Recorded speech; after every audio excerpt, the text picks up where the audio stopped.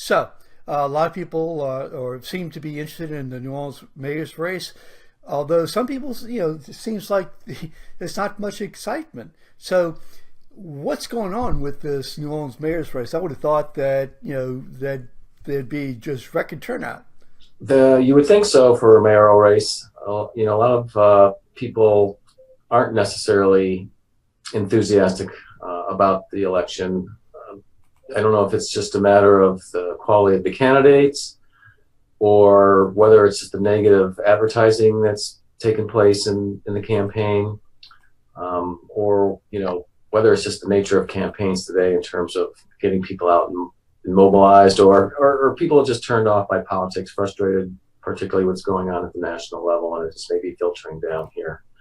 But we did see early voting go up about a percentage point, 7%. That was up 1 percentage point from the primary. So we may get a bit higher turnout on Saturday. Okay, now turnout, generally speaking, on the runoffs, are they generally higher or lower? Well, typically it's the primary that generates the most enthusiasm because you have the most races, Hmm. you have the most competition.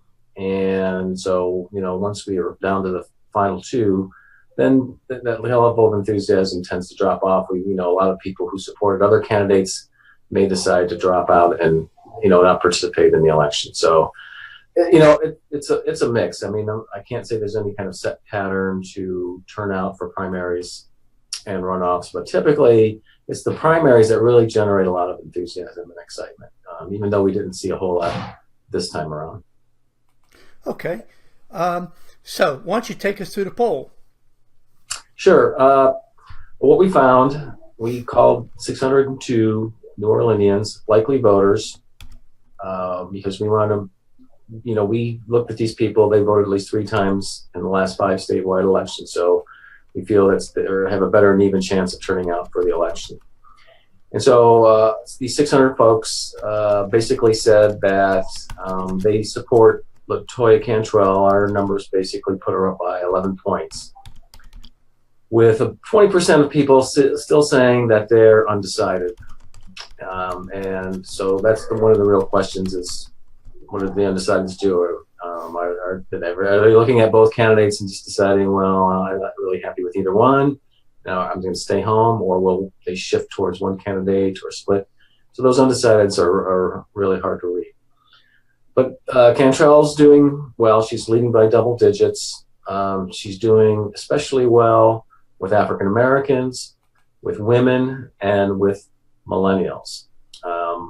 And she's not really trailing in any other group, whether it be age or gender, or race. She's got a broad base of support. I think one of the things the Charbonnet campaign has to be concerned about is that they can't point to any particular demographic group and say, we're really doing well with them. If we mobilize them, we can win the election. Right.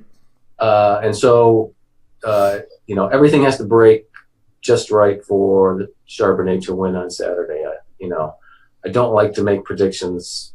We all got burned in November and making predictions about what's going to happen. And so polls are not predictive. They're just a snapshot in time. And in this particular time frame, we know where people's preferences are.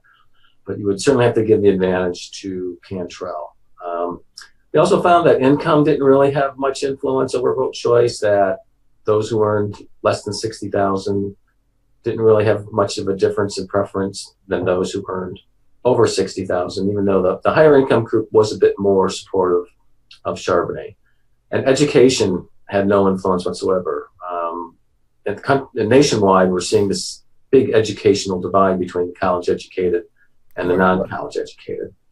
And we didn't find that in this poll, that in fact the same percentage of non-college educated supported Cantrell as the percentage of college educated that supported Cantrell. So no real influence on education.